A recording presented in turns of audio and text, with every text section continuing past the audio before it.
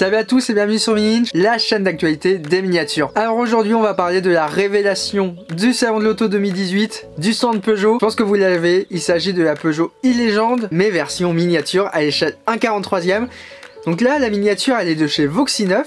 C'est une nouvelle marque que j'ai jamais eu l'occasion de présenter sur la chaîne. C'est une marque qui est française, qui est toute récente. Alors que la 1/18e c'est Automobile donc qui s'en est chargé. Pour la 1/43e c'est donc Voxy 9, une marque qui est basée à Paris, qui est une marque un petit peu artisanale. Bon néanmoins il y a plus de 1500 exemplaires de celle-ci et elle est en métal. Mais ça reste une marque française en petit volume, en petit nombre. Et donc ça c'est le premier modèle grand format, on va dire qu'ils ont réalisé, que pour le moment ils faisaient uniquement des modèles résine. N'hésitez donc pas également à vous abonner à la chaîne Mini Ninja, à mettre un pouce bleu et à activer la cloche. N'hésitez pas également à mettre un commentaire, particulièrement je vais réaliser dans les prochains jours une petite interview du créateur et du dirigeant de chez Voxy 9. Donc si jamais vous avez une question pour le fabricant, n'hésitez pas à la mettre, je vais essayer durant l'interview de la poser. Également, vous pouvez consulter et suivre l'actualité des miniatures sur l'ensemble des réseaux sociaux de Mini Ninja. C'est toujours la même chose, c'est toujours Mini Ninja, que ce soit Facebook, Instagram ou encore Twitter, et même TikTok maintenant depuis quelques semaines. Qui dit nouveau fabricant dit nouvelle disposition de boîte. Elle est vraiment très réussie hein, sur cette Voxy 9, c'est très beau, on a un beau petit écrin qui a été réalisé d'ailleurs en partenariat avec le style Peugeot. À l'arrière, on trouve le fameux lion très caractéristique de ce concept car. Et normalement ce fameux lion Peugeot ça va être le futur logo de Peugeot qui va être présent normalement sur la future Peugeot 308 de 2021. Donc elle sera dévoilée d'ici quelques mois. Et voici donc la bête, la fameuse petite lionne, la e-Légende à l'échelle 1/43e. Donc là j'ai retiré le petit film plastique qu'il y avait autour de la boîte. Donc ne vous inquiétez pas, si jamais vous commandez, vous ne recevrez bien la voiture bien protégée. La boîte est très originale, c'est assez agréable de voir quelque chose qui est dans ce style. Il faut savoir qu'elle a été normalement réalisée en partenariat avec le style de chez Peugeot, donc qui a réalisé d'ailleurs la vraie voiture. Et on a vraiment une boîte qui change de ce qu'on peut retrouver habituellement chez nos rêves, puisque en dehors de nos rêves en 1/43e, il y a assez peu de monde qui fait du Peugeot. On retrouve donc en dessous toutes les informations, donc la petite licence officielle de Peugeot, le logo et le nom de la marque, donc c'est Voxy 9 et que c'est implanté à Paris en France. Voilà, c'est très simple et on retrouve d'ailleurs le nom du créateur qu'on aura normalement prochainement l'occasion d'interviewer dans une vidéo sur Mini Ninja. C'est en cours de programmation et ça devrait prochainement être en ligne. On va pouvoir retirer l'écran la petite e-Légende. D'ailleurs c'est assez original et agréable, hein, c'est qu'au final on voit que le nom e-Légende est marqué sur la boîte directement. Et donc voici un peu plus la bête.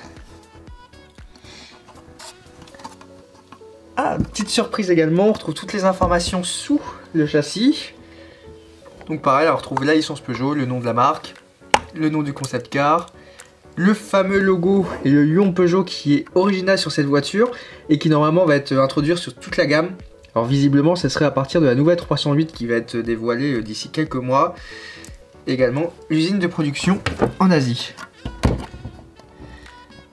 Hop, donc il n'y a pas de scotch hein, pour bien tirer la boîte, bien faire attention. Et voici donc la Peugeot e-Légende. Alors c'est hâte, ça change d'habitude. Les marques elles mettent toujours les noms sur le châssis, là où on avait sur la boîte plastique. Ça change un petit peu de ce qu'on peut trouver d'habitude. Bon, on va pouvoir la retirer et je pense qu'on va pouvoir l'étudier sous tous les angles. Allez, c'est parti.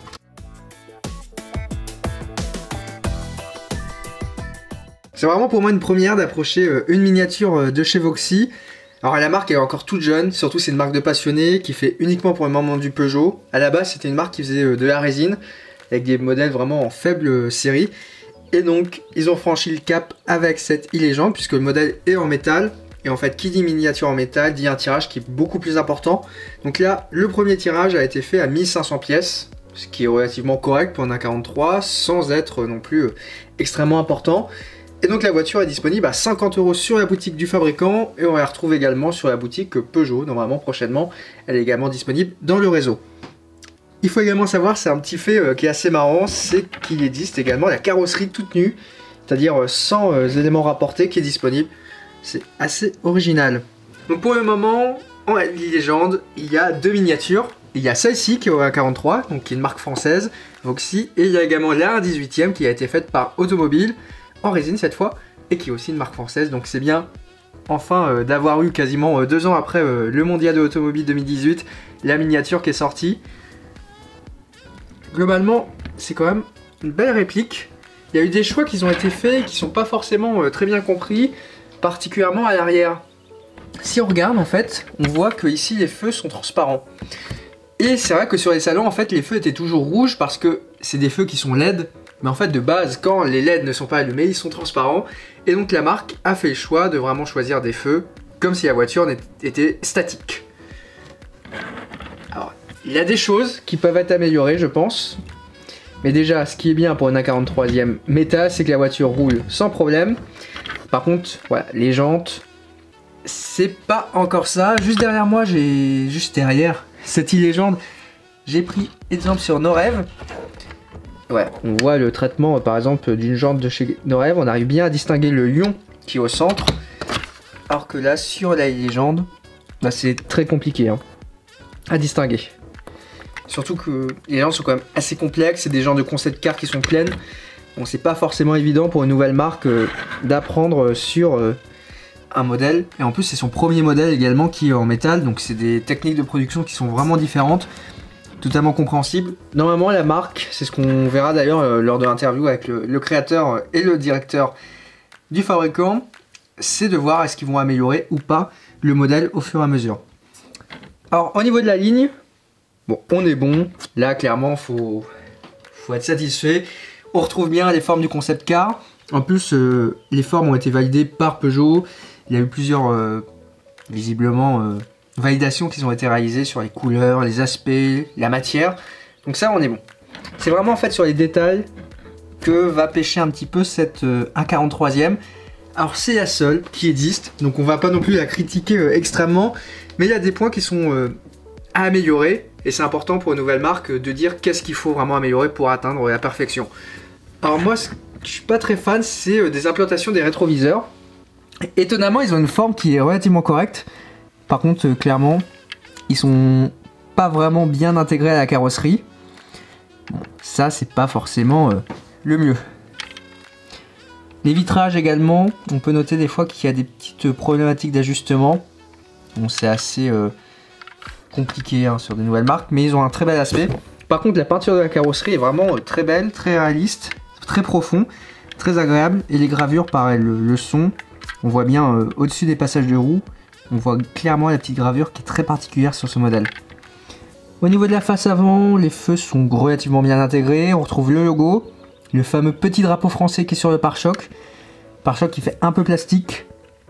C'est un peu dommage de ne pas avoir eu un traitement qui ait été fait sur ce dernier. Et d'ailleurs le châssis est, on va dire, voilà, plutôt vierge. Hein. C'est très original. Ce qui est bien c'est que la miniature est vissée, donc on va pouvoir la démonter pour voir un petit peu l'intérieur.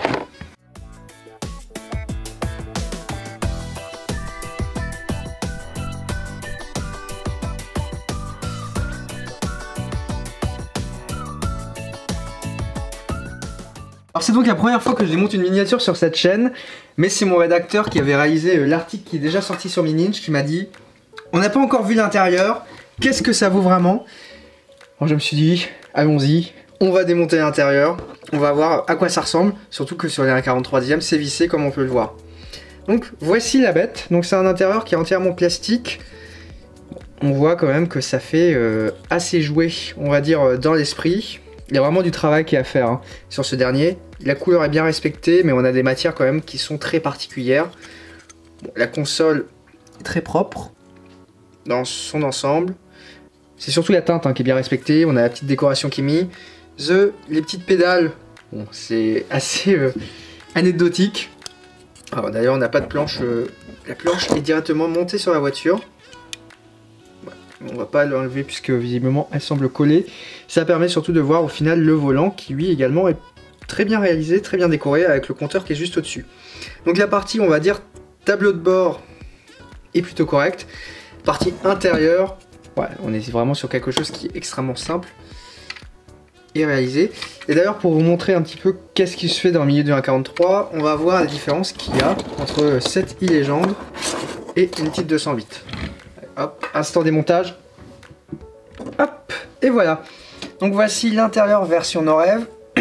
Alors on voit quand même qu'il y a vraiment un gap à atteindre encore du côté de chez Voxy. Donc là on est sur la nouvelle 208. Et ouais, c'est magnifique au niveau du réalisme. On a tous les détails qui sont présents. On a même les différentes couleurs de teintes qui sont présents sur les rappels de carrosserie. Donc des éléments qu'on ne voit pas hein, sur la voiture quand elle a des balles. Hein. C'est quasiment impossible vu la taille des fenêtres. Voilà, on a des sièges bitons. On a vraiment des formes qui sont extrêmement précises. Le pommeau de vitesse. Voilà. Alors que quand on prend vraiment à côté de la version de chez Voxy, ça fait quand même très light. Voilà. Il y a des progrès qui sont réalisés. C'est indéniable. Mais dans son ensemble, la miniature est quand même superbe. Elle est unique à l'échelle d'un 43e. Elle est quasiment unique en miniature. Ouais, clairement, cette petite e-légende de chez Voxy 9 est tout de même une réussite.